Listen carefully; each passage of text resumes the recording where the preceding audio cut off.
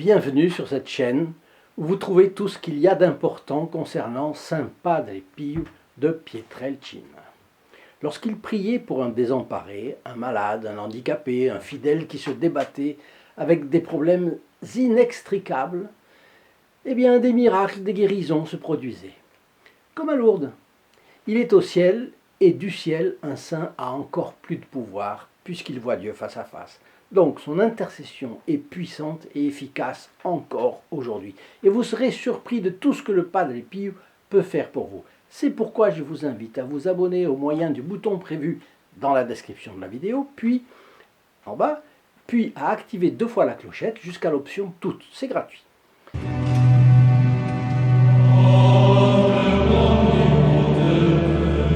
Chers amis du Padre Pio, bonjour, mon nom est Jean Goyard et vous assistez au programme sur les pas du Padre Pio. Aujourd'hui, voulez-vous communier à l'exemple de Padre Pio? Padre Pio vous l'explique en toute simplicité. Quelle est la place du partage dans la charité?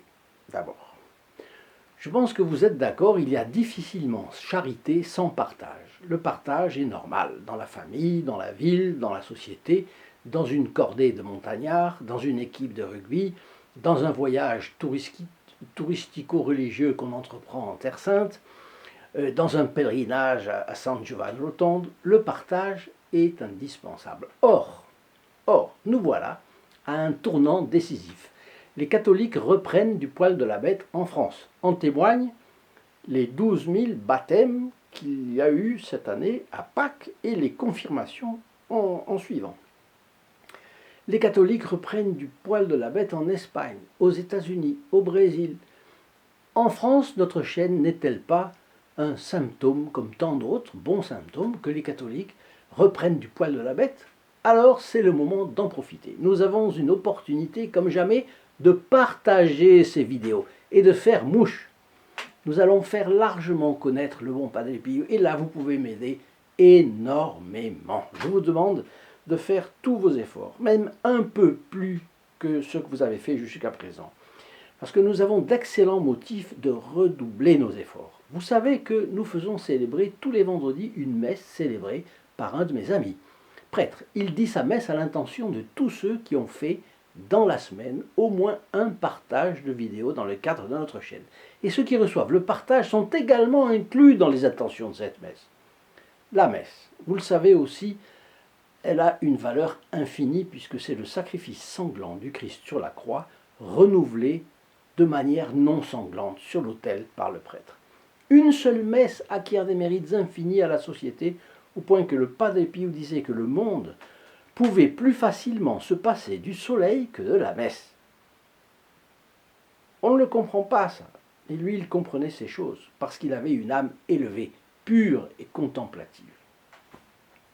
Justement, le Fioletti d'aujourd'hui n'est pas éloigné de cette perspective. Ayant centré sa dévotion sur le saint sacrifice de la messe et notre Seigneur Jésus-Christ au très saint sacrement de l'autel, le Padre Pio a bien sûr été aussi un saint marial. D'ailleurs, l'un ne peut pas aller sans l'autre, car l'un stimule l'autre. La dévotion à Marie conduit inévitablement à un désir toujours plus grand, plus authentique, plus profond de l'Eucharistie, et l'amour de l'Eucharistie intensifie la dévotion envers celle qui a été le premier tabernacle, celle qui nous a amenés et nous a donné Jésus. Saint Pio de Pietrelcina recommandait ainsi qu'au moment de recevoir la Sainte Communion, nous le fassions par la main de la Vierge Immaculée, lui demandant de venir elle-même nous livrer le Seigneur Jésus. Et voici des mots profonds et mystérieux du Padre Pio. Lorsque c'est elle-même qui porte Jésus dans notre cœur, cela nous donne le droit d'être ses enfants à elle, tout comme Jésus, de telle manière qu'il lui est impossible de nous distinguer de lui son Fils. Il faut méditer à cela un peu. Si on ne médite pas, on ne va pas le garder en mémoire. Donc, méditez-le un petit peu et laissez-moi vos commentaires.